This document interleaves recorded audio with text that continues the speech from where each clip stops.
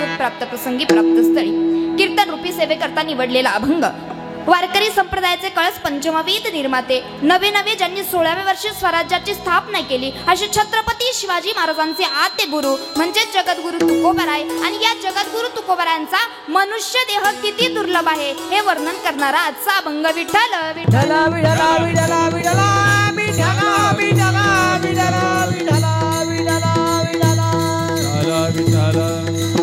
माझे आजोबा कैलासवासी रघुनाथ बंडुगल्यांच्या कृपाशीर्वादाने गुरुवारांच्या गुरुकृपेने तुम्हा सर्व संतांच्या टाळकऱ्यांच्या माळकऱ्यांच्या कृपाशीर्वादाने मी या जगावर उभी आहे मस्तके हे पायावरी या वारकरी संताच्या लाड केले कमी संताची हो लाड केले कमी संताची लाड केले कमी संताची हो लाड केले कमी संता लाड केले कमी संताची हो लाड केले कमी संताची लाड केले कमी संताची हो लाड केले कमी संता माझ्यावरी कृपा बहुतांची माझ्यावरी कृपा बहुतांची माझ्यावरी कृपा बहुतांची माझ्यावरी कृपा बहुतांची लाड केले कमी संताची हो लाड केले कमी संताची लाड केले कमी संताची हो लाड केले कमी संताची लाड केले कमी संताची हो लाड केले कमी संताची लाड केले कमी संताची हो लाड केले कमी संता लाड केले कमी संताची माझ्यावरी कृपा बहुतांची कीर्तनाला सुरुवात करण्यापूर्वी थोडासा पर्याय देणं कीर्तनकाराचं वक्त्याचं आद्य कर्तव्य असतं आज या ठिकाणी कैलासवासी सौ शकुंतला प्रभाकर बोराडे आजींच्या प्रथम पुण्यस्मरणाच्या निमित्तानं तुम्ही आम्ही सर्वजण या ठिकाणी जमलेलो आहोत आणि बघा या प्रथम पुण्यस्मरणाच्या निमित्तानं तुम्ही आम्ही सर्वजण जमलेलो आहोत खरं तर कीर्तनाचा टायमिंग होता 10 ते 12चा पण पुनश्च एकदा बसलेल्या सर्व मंडळींचे बोराडे परिवाराचे मी या नारदाच्या गादीवरून एकदा माफी मागते तुमच्या सर्वांची कीर्तनाला कधीच इतका टाइम होत नाही पण झालं असं आम्ही अर्ध्या रस्त्यापर्यंत आलो आणि हा जो पखवाज इथे वाजवताना दिसतोय ना तो दादा हा पखवाजच घरी राहून गेला आणि हेच नसतं तर तुम्ही सांगा कीर्तन कसं होणार बरं अर्ध्या रस्त्यातून परत घरी गेलो तो पखवाज घेतला आणि परत या ठिकाणी आलो कीर्तनाला कधीच असा टायमिंग होत नाही कीर्तन ज्या टायमाला असतं त्याच्या 15 ते 20 मिनिटं अर्धा तास 1 तास आम्ही आधी जाऊन थांबलेला असतो पण आता माझी तुमच्या सर्वांकडून फक्त एकच अपेक्षा आहे एकच इच्छा व्यक्त करते की पुढील 1 तास फक्त तुम्ही असेच फ्रेश बसा चालेल ना कुणाला काही घाई आहे का मी बोलते ते कळतंय ना तुम्हाला बघा आज आपण या ठिकाणी प्रथम पुण्यस्मरणाच्या निमित्तानं आज या ठिकाणी जमलेलो आहोत बघा आता वर्षश्राद्ध म्हणजे काय प्रथम पुण्यस्मरण म्हणजे काय खरं जर बघायला गेलं इकडे लक्ष द्या थोडं इकडे लक्ष द्या बडबड करू नका आता फक्त बघा प्रथम वर्षश्राद्ध म्हणजे काय पुण्यस्मरण म्हणजे काय कशासाठी घातलं पाहिजे वर्षश्राद्ध कशासाठी केलं पाहिजे प्रथम पुण्यस्मरण हल्लीच्या काळातले लोक वर्तमान काळात आपण जगत असताना आपण काय म्हणतो बघा आता इथे कीर्तनाचं टायमिंग किती आहे कीर्तन किती तास असतं कधी ऐकलंय तुम्ही कीर्तन किती तास असतं कीर्तन आजी सांगा बरं किती तास असतं 2 तास असतं बरोबर आहे की नाही किती तास असतं कीर्तन 2 तास असतं लोकांना काय वाटतं की आता एवढं 2 तास इथं कीर्तन ठेवायचं कीर्तनामध्ये येऊन बसायचं त्यापेक्षा मामी म्हणे काय करायचं एखादा उपास करू जेवू घालायचा त्याला जेवण करून काढून द्यायचं झालं वर्षश्राद्ध बरोबर आहे की नाही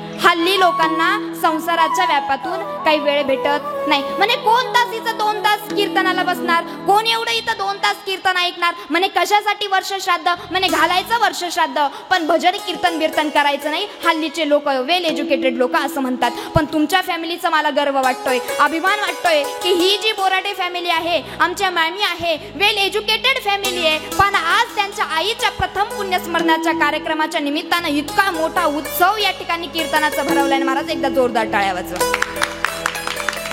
बघा म्हणे मग वर्षश्राद्ध करायचं पण एवढं कीर्तन ऐकायला कुणाला वेळ आहे म्हणे मग म्हणे काय करायचं एखादा उपास करू जेवू घालायचा आणि काढून द्यायचं म्हणे झालं वर्षश्राद्ध पण नाही ना बघा गेलेल्या व्यक्तीच्या पश्चात त्याच्या परिवारानं या ठिकाणी अन्नदान केलं ज्ञानदान केलं आणि पिंडदान जर केलं तर भगवान परमात्मा गेलेल्या व्यक्तीला त्याच्या चरणावर जागा देतो प्रत्येकाला काय वाटतं देवानं आपल्याला त्याच्या चरणावर जागा दिली पाहिजे मला सांगा पुढे बसलेला मावशी आपल्याला वाटतं का आपण नरकात गेलो पाहिजे मामी सांगा वाटतं का नरकात गेलो पाहिजे आपली इच्छा काय असती जीवनभर किती हे पाप करू द्या पण शेवटच्या क्षणाला देवानं आपल्याला स्वर्गात नेलं पाहिजे वाटतं की नाही हो? प्रत्येकाला वाटतं ना, कितीही पाप केलेला असू द्या आणि कितीही पुण्य केलेलं असू द्या, कसंही असू द्या, पण हे देवा मरते वेळी शेवट गोड होऊ दे, आणि शेवट गोड जर झाला तर काय कर, मला तुझ्या चरणावर जागा दे. प्रत्येकाला वाटतं की नाही? बघ, मग आता गेलेल्या व्यक्तीच्या पश्चात या ठिकाणी ज्ञानदान केलं, अन्नदान केलं आणि पिंडदान जर केलं तर भगवान परमात्मा त्या व्यक्तीला त्याच्या चरणावर जागा देतो. आणि इथं व्यक्ती गेल्यानंतर त्याच्या वर्षश्राद्धाच्या निमित्तानं जर तुम्ही भजन केलं नाही, कीर्तन केलं नाही, प्रवचन केलं नाही, तर मग काय होतं माहितीये का? पित्रांचे दोष आपल्या घरावर लागतात. तुम्ही म्हणाल ताई पित्रांचे दोष कसे लागतात? येणाऱ्या महिलांनी पटपट पटपट बसून घ्या, बसा खाली बसा. बघा इकडे लक्ष द्या, थोडं कीर्तनाकडे लक्ष द्या, इकडे पुढे बघा. विठ्ठल विठ्ठल विठ्ठल विठ्ठल विठ्ठल विठ्ठल विठ्ठल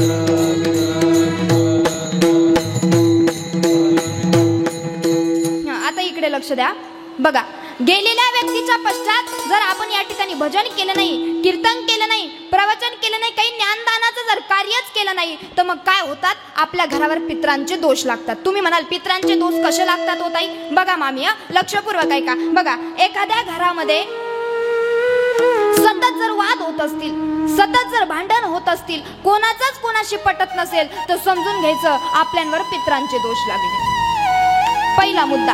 दुसरी गोष्ट म्हणजे अजून काय? बघा, आपल्या घरामध्ये एखादा मुलगा, एखादी मुलगी जर लग्नाच्या वयात आलेली असेल आणि तिचं जर लग्न किंवा त्याचं जर लग्न त्या ठिकाणी जमत नसेल, तर समजून घ्यायचं या ठिकाणी आपल्याला पित्रांचे दोष लागले. अजून सांगू का?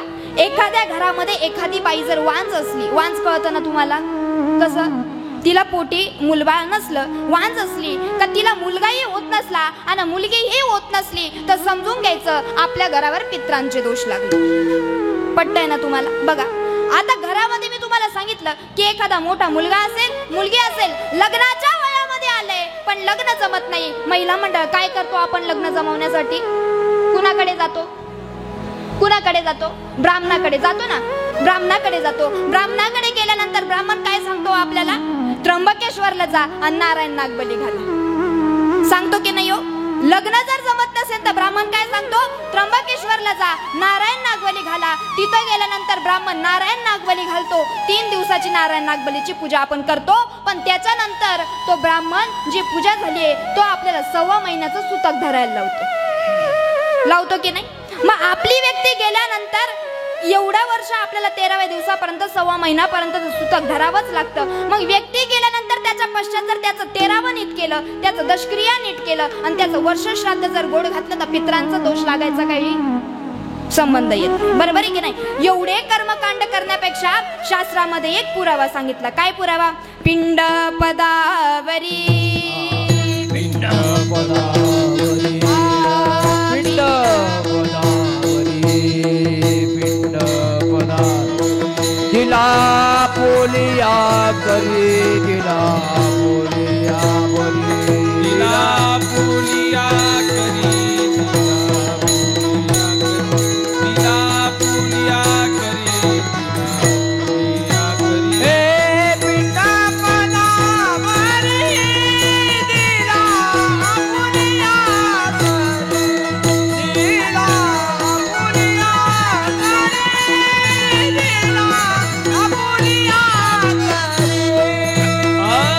पिंड पदावरी, दिला पोलिया करी, दिला पोलिया करी, दिला पोलिया करी.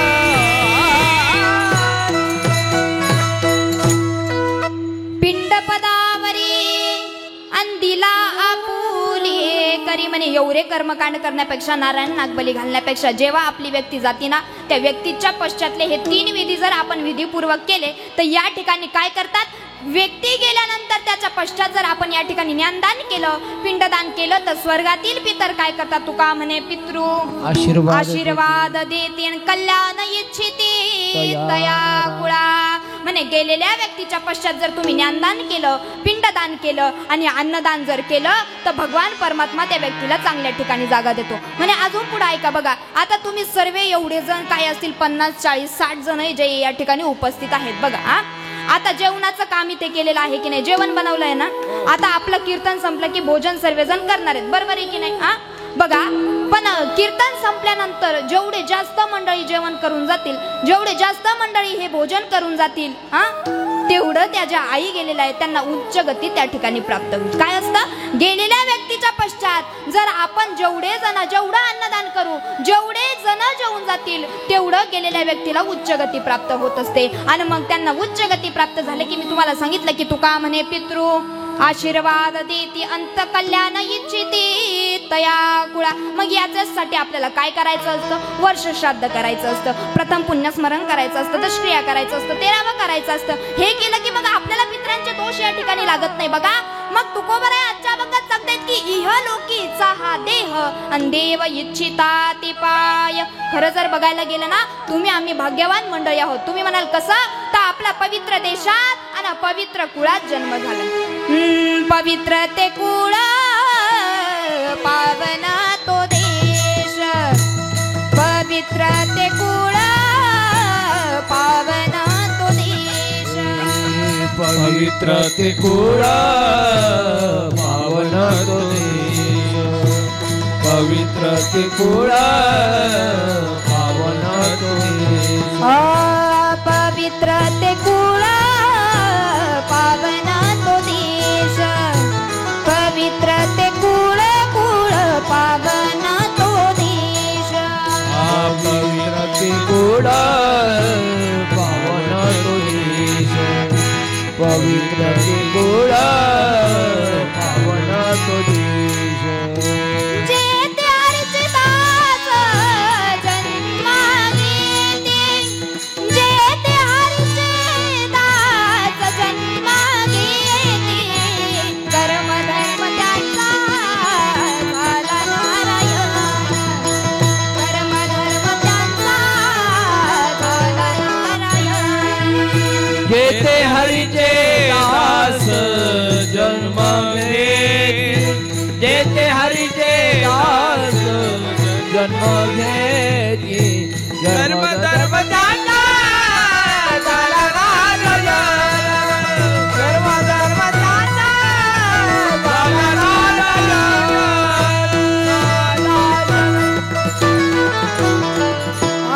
पवित्र ते कुळ पावन तो देश, जे ते हरीचे दास जन्मा घेते, जे ते हरीचे दास जन्मा घेते, कर्म धर्म त्यांचा झाला नारायण. तुम्ही आम्ही बसलेले मंडळी इतके भाग्यवान आहोत की आपला पवित्र देशात आणि पवित्र कुळात जन्म झालाय. का तर इथं हरीचे दास जन्म घेतात. आजचा अभंगही तोच आहे. बघा ना, इहलोकीचा हा देह देव इच्छिता ती पाय, धन्य आम्ही जन्म आलो अंदास विठोबाचे झालो. तुकोबाराय सांगतात, बाबांनो, मोलाचा नरदेह प्राप्त झालाय. मोलाचा म्हणण्यापेक्षा दुर्लभ नरदेह. ज्या गोष्टी दुर्लभ आहेत ना, त्यात मनुष्य देह दुर्लभ मानला जातो. किती दुर्लभ आहे महाराज, नरदेह दुर्लभ जागा दे नरदेह दुर्लभ जाना, नरदेह दुर्लभ जाना, नरदेह दुर्लभ जाना. शतवर्षाची गणना रे, शतवर्षाची गणना, शतवर्षाची गणना, शतवर्षाची गणना. त्यामध्ये दुःख यातना रे, त्यामध्ये दुःख यातना, त्यामध्ये दुःख यातना, त्यामध्ये दुःख यातना. तुम्ही आत्मा मधुसूदना, वासुदेव वासुदेव म्हणा रे, तुम्ही वासुदेव वासुदेव म्हणा, तुम्ही वासुदेव वासुदेव म्हणा रे, तुम्ही वासुदेव वासुदेव म्हणा, तुम्ही वासुदेव वासुदेव म्हणा रे, तुम्ही वासुदेव वासुदेव म्हणा, तुम्ही वासुदेव वासुदेव म्हणा रे, तुम्ही वासुदेव वासुदेव म्हणा. नरदेह दुर्लभ जाना, नरदेह दुर्लभ जाना, शतवर्षाची गणना, शतवर्षाची गणना, त्यामध्ये दुःख यातना रे, तुम्ही आठवा मधुसूदना रे, तुम्ही वासुदेव वासुदेव म्हणा. हा नरदेह कसा आहे, दुर्लभ आहे महाराज. इतका मोलाचा दुर्लभ नरदेह आपल्याला प्राप्त झालाय. मग इथं आल्यानंतर संत महात्म्यांनी सांगितलंय चांगला पण आहे बाबांनो आणि हा नरदेह वाईट पण आहे.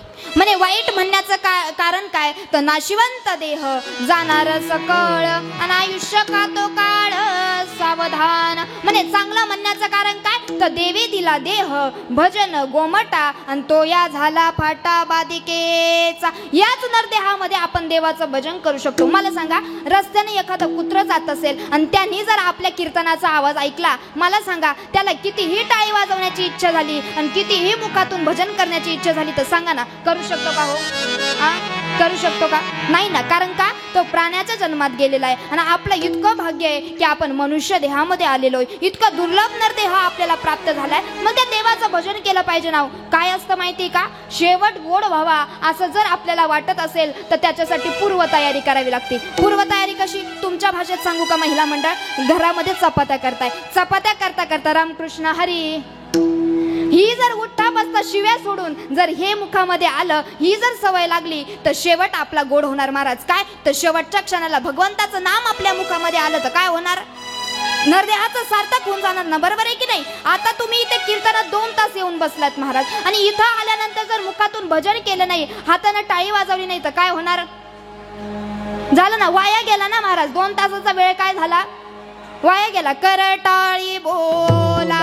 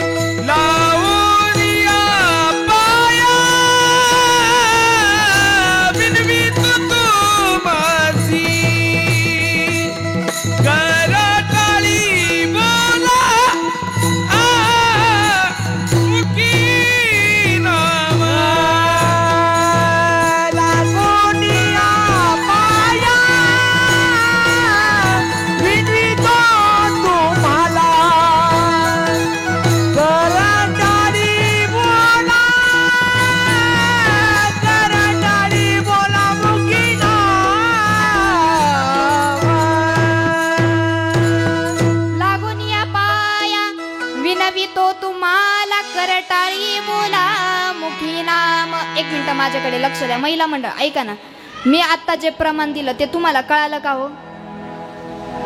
मी तुम्हाला काय सांगितलं की तुम्ही आता 2 तास कीर्तनामध्ये येऊन बसलात तर इथं आल्यानंतर काय करायचं? मुखानं भजन करायचं, हातानं टाळी वाजवायची आणि मी त्याच्यावर तुम्हाला गोड प्रमाण दिलं की कर टाळी बोला मुखी नाम. कर म्हणजे काय हो? हात. एवढं माहिती ना तुम्हाला. मग या करानं काय करायचं? तरी प्रमाण म्हटल्यानंतर कुणी टाळी वाजवली? खुशाल नाही म्हणतायत महाराज. एकदा टाळी वाजवा. विठ्ठल विठ्ठल विठ्ठल विठ्ठल विठ्ठल. म्हणजे हाताने टाळी वाजवायची, मुखाने नामस्मरण करायचं. म्हणे का हो तुकोबा राय? भजन कशा करता करायचं? कशा करता देवाचं नाम घ्यायचं? कशा करता टाळी वाजवायची? काय होणार भजनानं? म्हणे नरदेहाचं इतका दुर्लभ नरदेह प्राप्त झालाय आणि शेवटच्या क्षणाला शेवट जर गोड व्हावा आणि नरदेहाचं सार्थक व्हावा असं जर तुम्हाला वाटत असेल ना म्हणे तर त्याच्यासाठी तुम्हाला पूर्वतयारी करावी लागेल. म्हणे देवाचं भजन केलं ना काय होतं? म्हणे देवाचं भजन केलं ना काय होतं ना? सुंदर उदाहरण तुम्हाला सांगून जाते. म्हणे भागवतामध्ये एक कथा आली आहे बघा. आजामेय नावाचा वेदशास्त्र पारंगत ब्राह्मण होता. सुंदर जीवन जगणारा होता महाराज. इतकं सुंदर जीवन जगायचा, इतका सुंदर जीवन जगायचा. एक दिवस गंगेवर स्नान करता गेला. बघा लक्षपूर्वक ऐका थोडं. एक दिवस गंगेवर स्नान करता गेला आणि गंगेवर स्नान करता गेल्यानंतर त्या ठिकाणी स्नान झालं. ज्या गल्लीमध्ये शिरायचं नव्हतं त्या गल्लीमध्ये घुसला.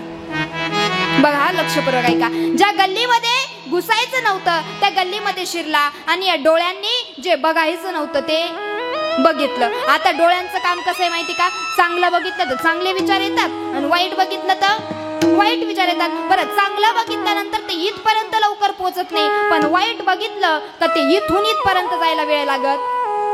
बरोबर आहे की नाही? आता त्यानं त्या डोळ्यांनी बघितल्यानंतर त्या ठिकाणी काय झालं महाराज? त्यानं काय बघितलं तर एका परपुरुषाला वेश्येसोबत व्यभिचार करताना पाहिलं. नजर फिरली महाराज. डोळ्यांनी बघितलं वाईट की नजर फिरून जाते. नजर फिरली, त्या वेश्येला घेतलं, घरी आला, तिच्यासोबत लग्न केलं आणि संसार करायला लागला. संसार संसार करता करता 10 पुत्र झाले. पण आता संसार करणं इतकं सोपं आहे का हो?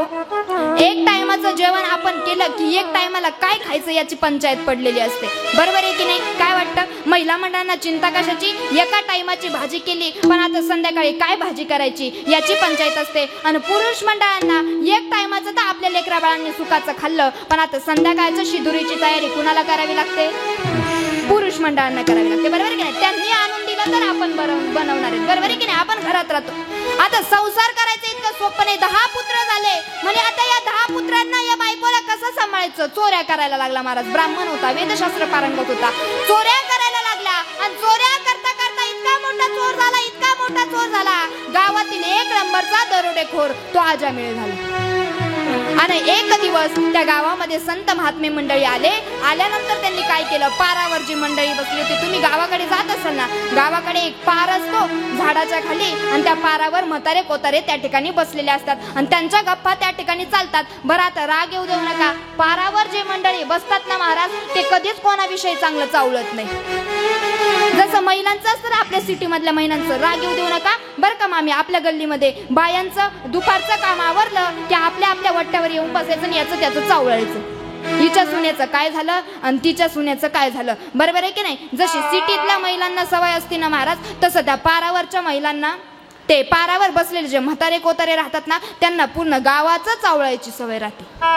आणि त्या ठिकाणी साधू संत मंडळी आले. त्या साधू संत मंडळींनी पारावरच्या लोकांना विचारलं, म्हणे का रे बाबा, तुमच्या गावामध्ये कुणी हरिभक्त पारायण राहतात का? तुम्हाला हरिभक्त पारायण कळतं ना? कीर्तनकार महाराज कळतो ना, त्यांना हरिभक्त पारायण म्हणतात. म्हणे तुमच्या गावामध्ये कुणी हरिभक्त पारायण राहतात का? म्हणे हो राहतात ना. आता पारावरच्या मंडळी कधी चांगले सांगत नाही. म्हणे समोरचं जे काही घर दिसतंय ना, त्या समोरच्या घरामध्ये हरिभक्त पारायण भागवताचार्य आजामिळे महाराज राहतात. म्हणे आता तो कोण होता? हा, मोठ्याने बोला ना. चोर होता की नाही? आता यांनी काय सांगितलं? म्हणे समोरच्या घरामध्ये हरिभक्त पारायण आजामिळे महाराज राहतात. आनंद वाटला साधू संत मंडळींना. गेले, दारावर थाप मारली आणि दारावर थाप मारल्याबरोबर आजामिळाची पत्नी घरातून बाहेर आली. साधू संत मंडळींना आपल्या दारामध्ये पाहिलं, इतका आनंद झाला की तिचा आनंद गगनात मावेना. आनंद होण्याचं कारण एक होतं, ज्या वेळेस पासून हिनं या आजामिळासोबत लग्न केलं होतं त्या दिवशीपासून तिच्या घरामध्ये एक साधू संत मंडळी नाही, एक सामान्य माणूस नाही, माणूस तर जाऊ द्या, एक कुत्र सुद्धा तिच्या दारात आलेलं. का? कारण तो आजामिळ चोर होता. त्याचं नाव ऐकलं की लोक घराचे दार बंद करायचे आणि घरामध्ये घुसून बसायचे. आनंद वाटला, घरामध्ये घेतलं. साधू संत मंडळी आज माझ्या दारामध्ये आले, पाणी दिलं, चहा करायला ठेवला आणि त्या साधू संत मंडळींनी विचारलं, म्हणे अगं आजामिळे महाराज कुठे गेले? आता आजामिळे महाराज म्हटल्यानंतर तिला जरा धक्का बसला. म्हणे माझा नवरा तर चोर आहे आणि हे साधू संत मंडळी माझ्या नवऱ्याला महाराज म्हटले. म्हणे काय मोठी गोष्ट आहे? म्हणे तुम्हाला हा पत्ता कोणी दिला? म्हणे पत्ता पारावरच्या लोकांनी दिला. म्हणे पत्ता चुकीचा लागला, माझा नवरा चोर आहे. वाईट वाटलं साधू संत मंडळींना, पण ठरवलं आजचं भजन करायचं तर आजामिळाच्या घरीच करायचं. वट्ट्यावर जाऊन बसले आणि भजन करायला सुरुवात केली. तोपर्यंत आजामिळाच्या पत्नीनं स्वयंपाक बनवला. भजन करायला सुरुवात केली, स्वयंपाक झाला आणि पंक्ती धरल्या. आता जेवणाच्या पंक्ती धरल्या आणि जेवणाच्या पंक्ती धरल्यानंतर त्या ठिकाणी संध्याकाळचा टाइम झाला आणि आजामिळाची घरी यायची वेळ झाली. घरी आला, लांबूनच बघितलं आपल्या दारामध्ये साधू संत मंडळी बसले. नेमका हा प्रकार काय घडतोय? त्यांना बोलणार तेवढ्याच बायकोनं आवाज दिला. म्हणे ओ, त्यांना बोलू नका, मीच आपल्या दारामध्ये भजन करण्याकरता त्यांना बोलवलंय. कसं असतं मामी, बायकोचा आवाज नवऱ्याला गेला की नवरा शांत होतो. खरं आहे ना? खरं आहे की नाही? आजी हा म्हणतायत, बरोबर आहे. मग आता त्याचा आवाज, तिचा आवाज त्यानं ऐकला आणि तो शांत झाला. म्हणे तू बोलवलंय ना, काही अडचण नाही. ते साधू संत मंडळी बसलेले होते, त्यांनी त्या आजामिळाला आवाज दिला. म्हणे ए बाबा, का रे, तुझ्या दारामध्ये साधू संत मंडळी आले आहेत आणि तुझ्या दारामध्ये भोजन करताय, कमीत कमी त्यांना काहीतरी दक्षिणा तर दे. आपल्या दारामध्ये एखादा साधू संत मंडळ येऊ द्या, एखादा महात्मा येऊ द्या किंवा एखादा रस्त्यावरचा भिकारी येऊ द्या. आपण 5 रुपये म्हणा, 2 रुपये म्हणा, नसल पैसे तर आपण काय करतो, एखादी चपाती म्हणा, तेही नसेल तर आपण कोरडा शिधा देतो, पीठ मीठ देतो ना आपण त्यांना त्यांच्या झोळीमध्ये.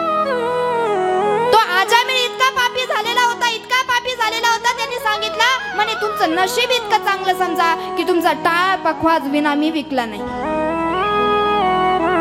म्हणे अरे बाबा तुझ्याकडून आम्हाला पैशाची दक्षिणा नको. म्हणे मग कशाची दक्षिणा पाहिजे? म्हणे तुझ्याकडून आम्हाला एकच अपेक्षा आहे, एकच इच्छा आहे. म्हणे काय? म्हणे तुला याच्या अगोदर 10 पुत्र आहे. किती पुत्र आहे?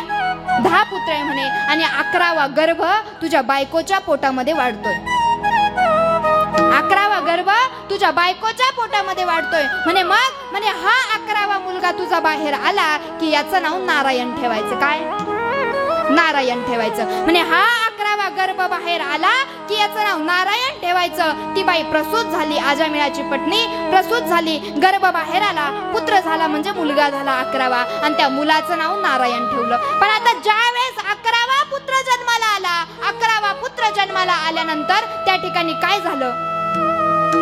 यानं आयुष्यभर चोऱ्या केल्या, माऱ्या केला, आता थकलेला होता. आजींच्या वयात आला आणि आता अशा वयामध्ये आल्यानंतर मला सांगा आजी, काही काम होतं का हाताने?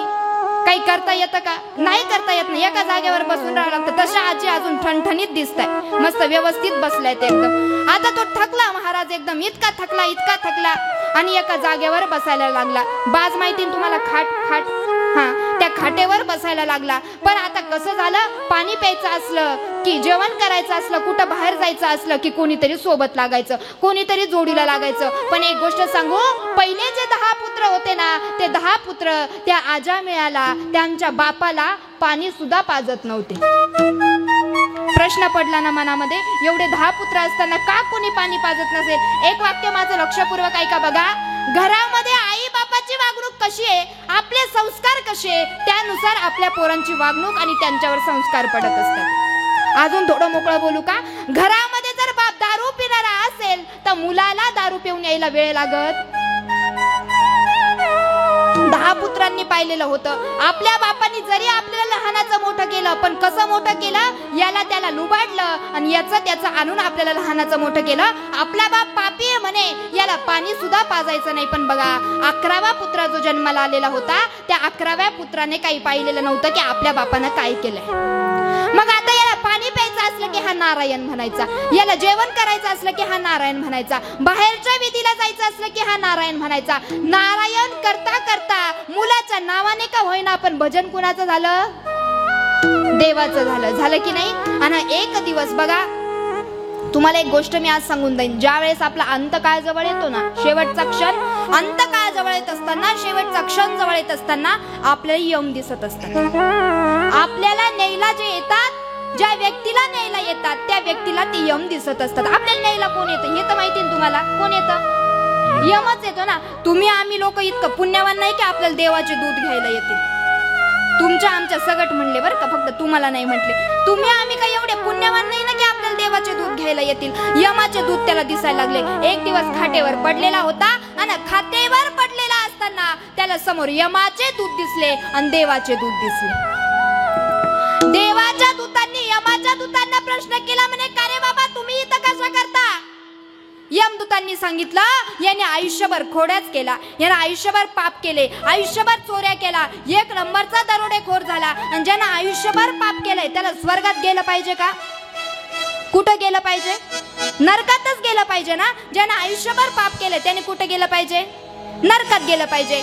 मग यमदूतांनी देवदूतांना विचारलं, म्हणे का रे बाबा तुम्ही इथे कशा करता? देवदूतांनी सांगितलं, याने आयुष्यभर जरी पाप केला असेल पण याने शेवटच्या क्षणाला मुलाच्या नावाने का होईना पण भगवंताचं नामचिंतन याच्या मुखातून झालं, म्हणून याला न्यायला आम्ही आलोय. प्राण जाती वेळी म्हणे नारायण, प्राण जाती वेळी म्हणे नारायण, प्राण जाती वेळी म्हणे नारायण, प्राण जाती वेळी म्हणे नारायण.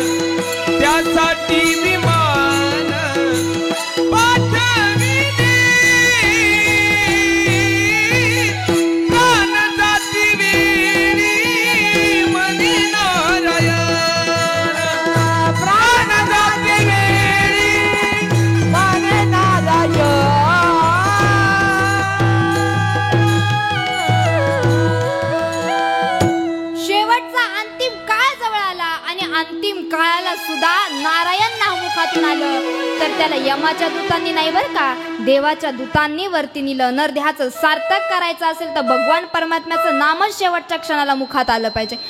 नाम तुझे रे, नाम तुझे रे, नाम तुझे रे नारायणा. फोडी पाषाणाला पाना, फोडी पाषाणाला पाना. नाम तुझे रे, नाम तुझे रे, नाम तुझे रे नारायणा. आजा मिळा पाप राशी, नामी गेला देवा वैकुंठासी. भगवंताचं नाम शेवटच्या क्षणाला त्याच्या मुखामध्ये आलं तर काय झालं, नरदेहाचं सार्थक झालं आणि देवानं उचललं. काय महाराज, मनुष्य देह जरी दुर्लभ असला तरी तो जाणार आहे, मरण अटळ आहे ना महाराज. हा आजी, तुम्ही जर म्हटल्या देवाला, देवा अजून एका नातीचं तोंड पाहायचंय, अजून एका नातीचं लग्न करायचंय, देवा अजून 1-2 वर्ष नेऊ नको, मामी जमन का असं म्हणून थांबवणार आहे का देव? एकदा वरतून आवाज आला का इथून, जिंदगी किराये का घर, एक ना एक दिन बदलना पड़ेगा. जिंदगी किराए का घर, एक ना एक दिन बदलना पड़ेगा. जिंदगी किराए का घर है, एक ना एक दिन बदलना पड़ेगा. जिंदगी एक किराए का घर है, एक ना एक दिन बदलना पड़ेगा. मौत जब तुझको आवाज देगी, घर से बाहर निकलना पड़ेगा. मौत जब तुझको आवाज देगी, घर से बाहर निकल.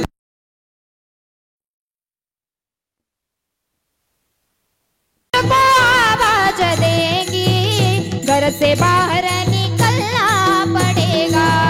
मौत जब तुझको आवाज देगी, घर से बाहर निकलना पड़ेगा. जिंदगी किराए का घर,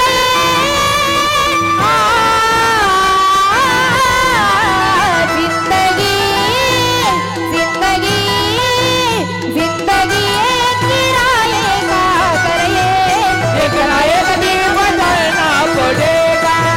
जिंदगी किराए का घर है, एक ना एक दिन बदलना पड़ेगा. बदलना जिंदगी किराए का घर, एक ना एक दिन बदलना पड़ेगा. मौत जब तुझको आवाज देंगे, घर से बाहर निकलना पड़ेगा. जिंदगी किराए का घर,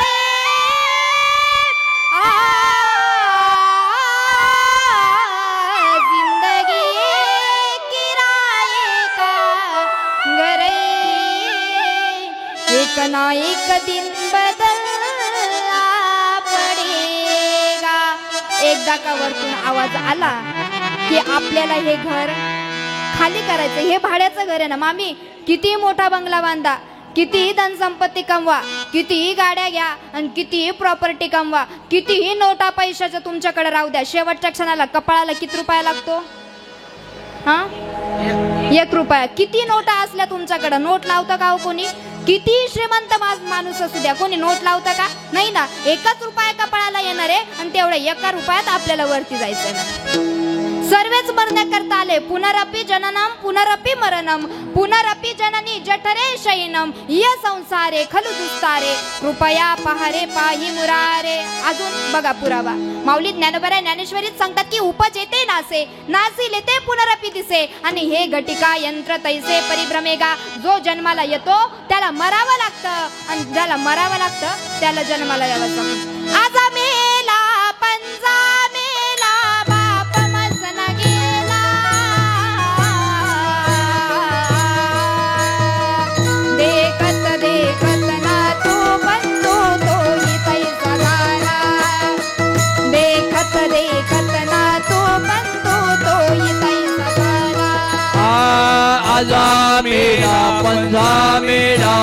अपवसना केला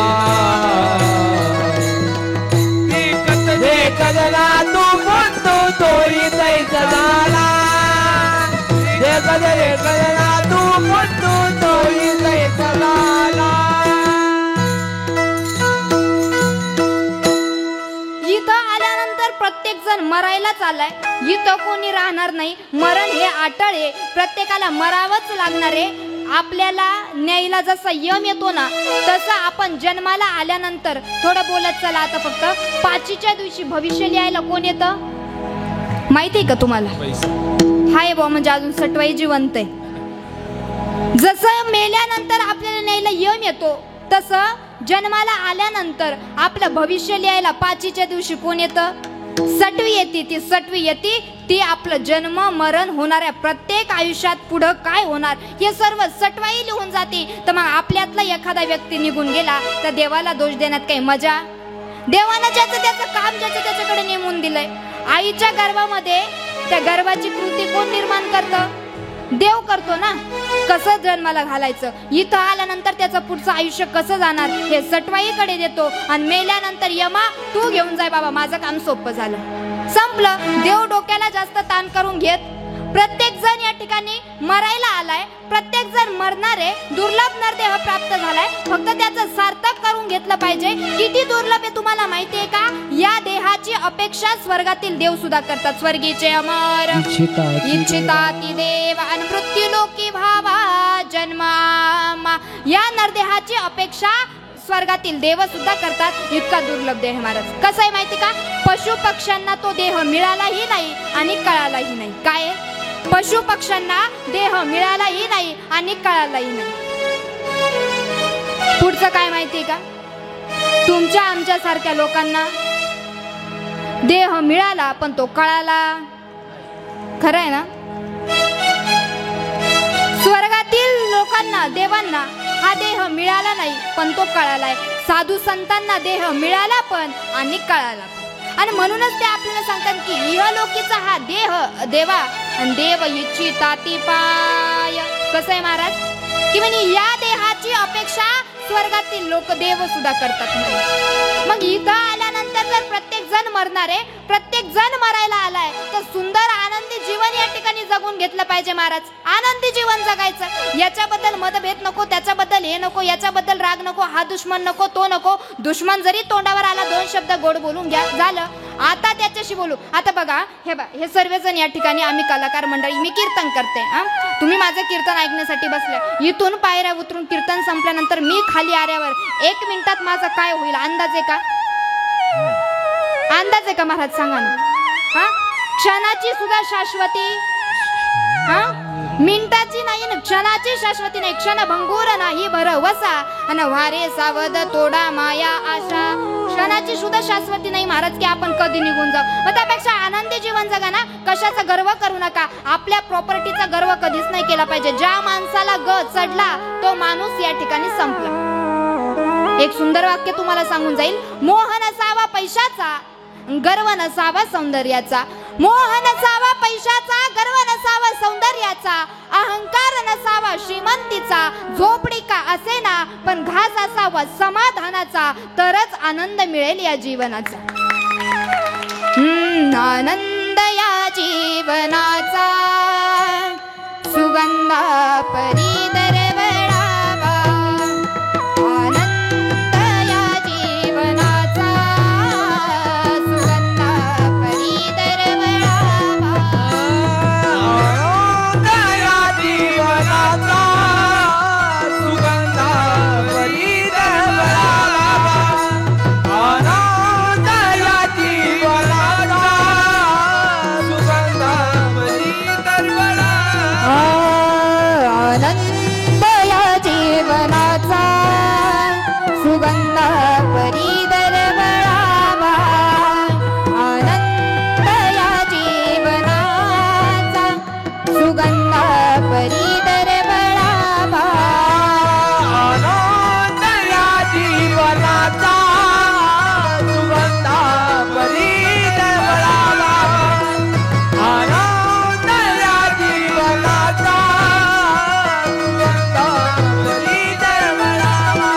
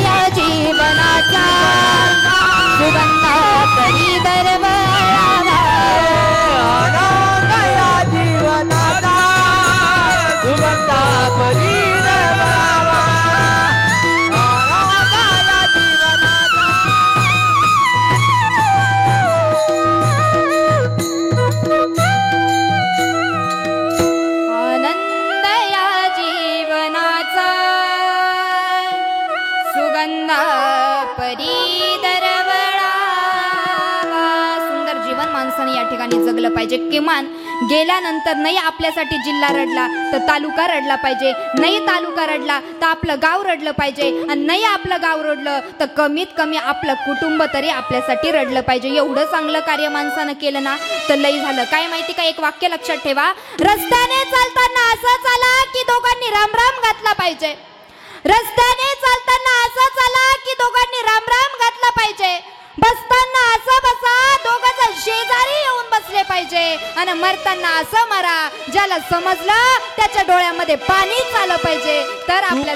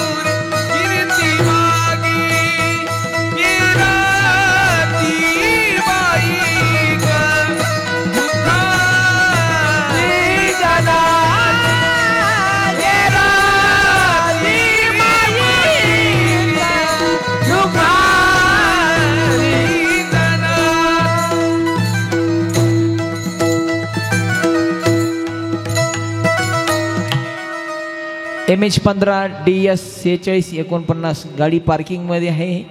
अडचण येत आहे ती गाडी काढून घ्यायची आहे. MH15 DS 4649. तुका म्हणे एका मरण्याची सरे अन उत्तमाची उरे, कीर्ती मागे मरण प्रत्येकाला आटळे महाराज. पण दुर्लभ नरदेह प्राप्त झालाय तर या ठिकाणी या नरदेहाचं सार्थक होईल असं काहीतरी माणसानं कार्य केलं पाहिजे.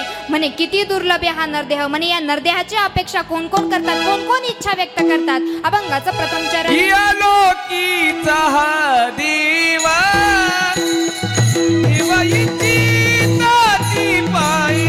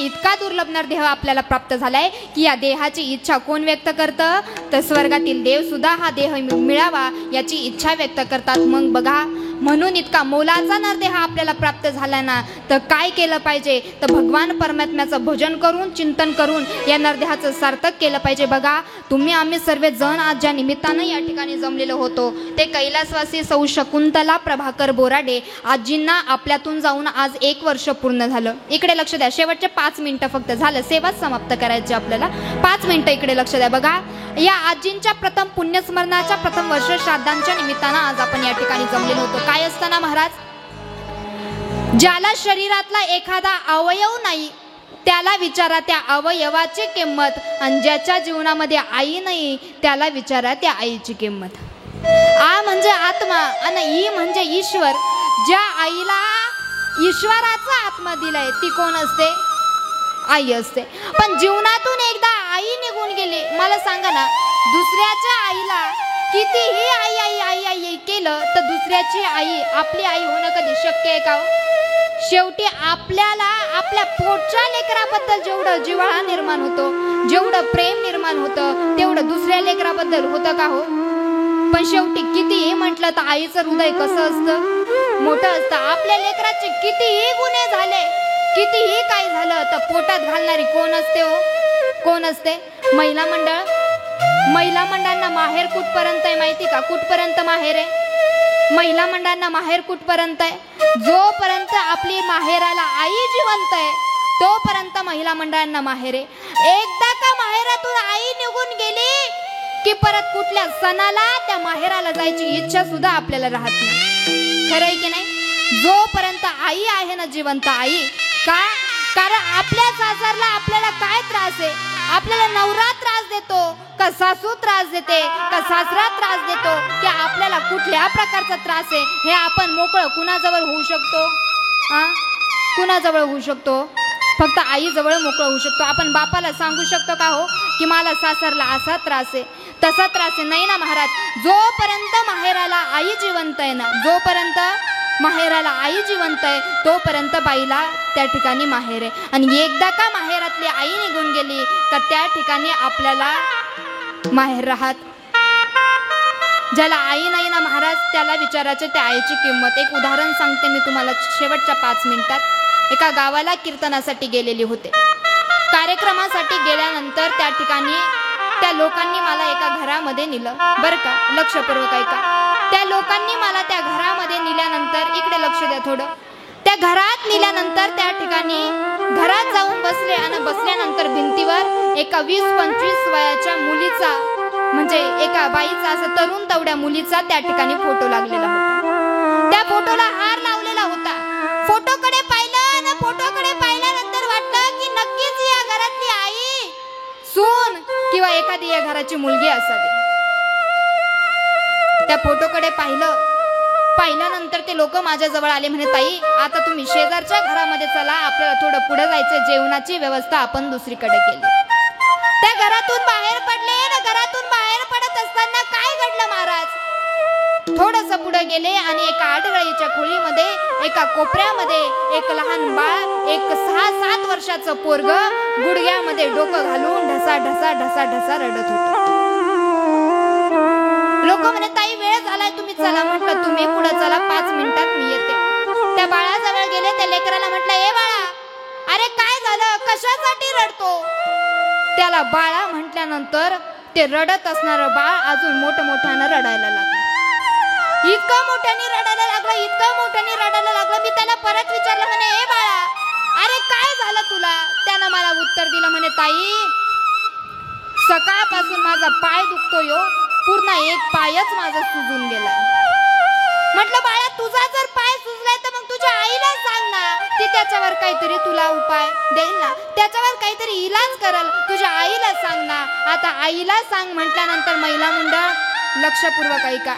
आईला सांग म्हटल्यानंतर त्या 6-7 वर्षाच्या पोरानं भिंतीकडे हात केला आणि भिंतीकडे हात केल्यानंतर भिंतीवरचा फोटो दाखवला आणि भिंतीवरचा फोटो दाखवल्यानंतर सांगितलं ताई माझी आई 6 महिन्यापासून या फोटो मध्ये जाऊन बसली आहे. आई ताई 6 महिन्यापासून आईला आवाज देतो, आई ये ना एकदा माझ्याशी बोल, आई ये ना एकदा माझ्याशी बोल. ताई 6 महिन्यापासून आई फोटोत जाऊन बसली, बाहेरच निघत नाही आणि माझ्याशी बोलत नाही. ताई ते पोरग काय म्हणाले लक्षपूर्वक ऐका. म्हणे ताई तुम्ही कीर्तन करता, अख्खा समाज तुमचा ऐकतो, तुमच्यासमोर एवढा मोठा समाज बसलेला असतो, तो सर्व समाज तुमचा ऐकतो. ताई जर तो समाज तुमचा ऐकतो ना तर माझी आई सुद्धा ताई तुमचंच ऐकेल. सांगा ना माझ्या आईला एकदा की एकदा फोटोतून बाहेर ये आणि माझ्याशी बोल, माझ्याकडे बघ. ताई बघा ना किती मोठी सूज आली माझ्या पायाला. मग म्हटलं अरे आता काय करायचं ताई? काहीच करू शकत नाही. म्हटलं का रे बाळा?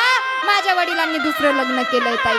दुसरी आई घरामध्ये आली आणि त्या दुसऱ्या आईनं मला सकाळी कळशी उचलायला लावली. ताई मला कळशी उचलता येत नाही हो, पण ती कळशी उचलता उचलता ती माझ्या पायावर पडली आणि ती पायावर पडल्यानंतर ताई सकाळ सकाळपासून पाय सुजलाय.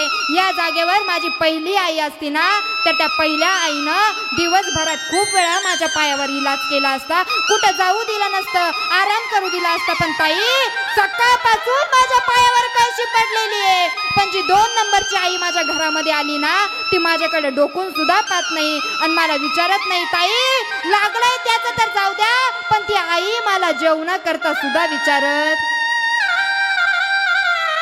शेवटी आपली आई ती आपलीच आई असती. दुसऱ्याच्या आईला कितीही आई आई केलं, दुसऱ्याच्या बापाला कितीही बाबा बाबा केलं, तर दुसऱ्याची आई दुसऱ्याचा बाप आपला बाप होणं आणि आपली आई होणं कधी शक्य नाही. चुकलं तुझं बाळ आई, रडत दाई दाई ग,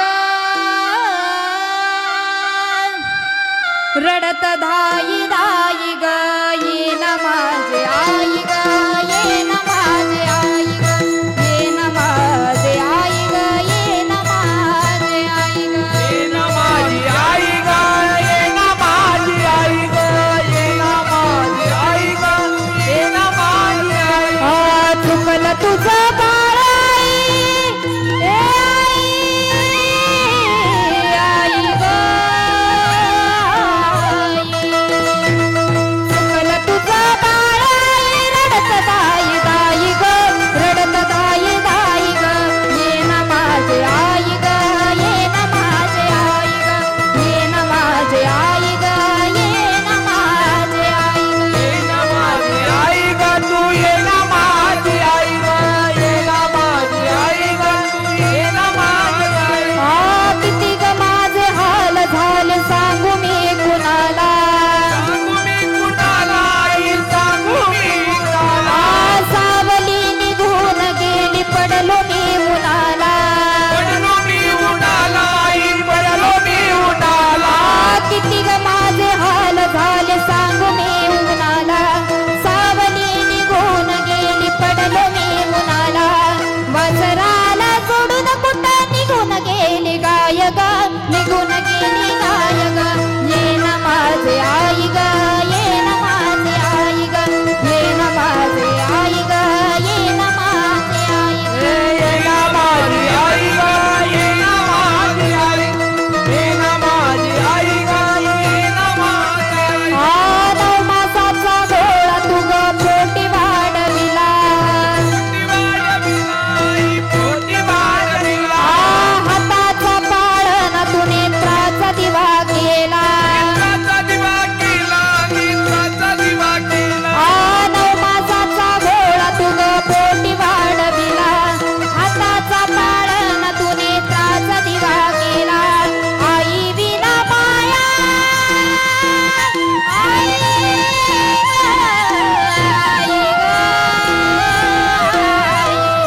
आई विना माया या जगामध्ये नाही ग, विश्वामध्ये नाही ग.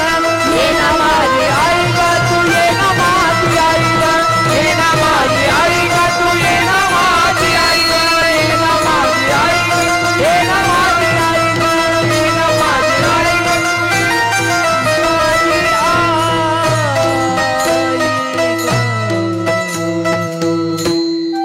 एकदा का जीवनातली आई निघून गेली की परत दुसऱ्या आईला कितीही आई आई केलं तर दुसऱ्याची आई आपली आई होणं कधी शक्य नाही. म्हणतात ना की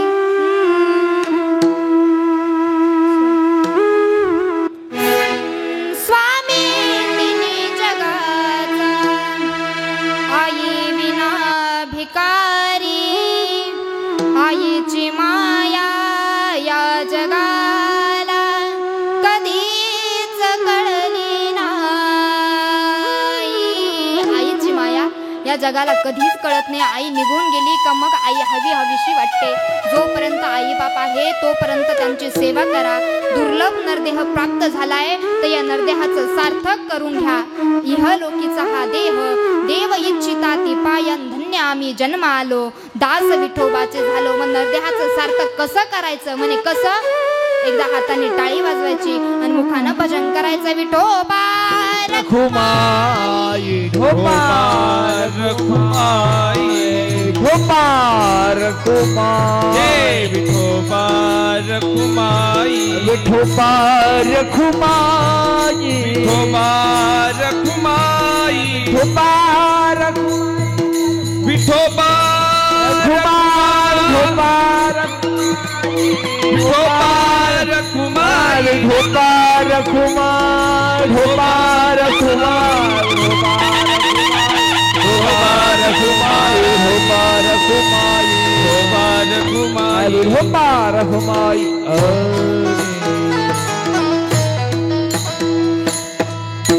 इहलोकीचा हा देह देव इच्छिताति पाय धन्यामी जन्मालो दास विठोबाचे झालो आयुष्याच्या साधनी सच्चिदानंद पदवी घेन तुका म्हणे पावटणी अंकरू स्वर्गाची निशानी. बघा आज या ठिकाणी कैलासवासी सौ शकुंतला प्रभाकर बोर्डे या आजींच्या या आईंच्या प्रथम पुण्यस्मरणाच्या निमित्तानं तुम्ही आम्ही सर्वजण या ठिकाणी उपस्थित झालेलो आहोत. बघा या बोर्डे परिवारानं आज या ठिकाणी बोराडे परिवारानं आज या ठिकाणी ज्ञानदान केलंय, पिंडदान केलंय, अन्नदान केलंय. तिघही गोष्टी या ठिकाणी जुळवून आल्यात आणि शास्त्र सांगतं गेलेल्या व्यक्तीच्या पश्चात त्याच्या परिवाराने अन्नदान केलं, ज्ञानदान केलं आणि पिंडदान जर केलं तर भगवान परमात्मा त्या व्यक्तीला त्याच्या चरणावर जागा देतो.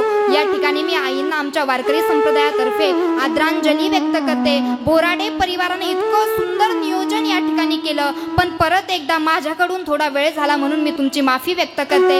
आणि त्याच पद्धतीनं सुंदर नियोजन बोराडे परिवाराने या ठिकाणी केले. महाराज, मी तुम्हाला पहिल्यांदाही सांगितलं की वेल एज्युकेटेड फॅमिलीमध्ये आईच्या स्मरणार्थ एवढं मोठं पुण्यस्मरण करणं किंवा वर्षश्राद्धाचा कार्यक्रम करणं हल्ली लोक करत नाही, हल्ली मुलं करत नाही. एकदा या बोराडे परिवारासाठी जोरदार टाळ्या झाल्या पाहिजे महाराज.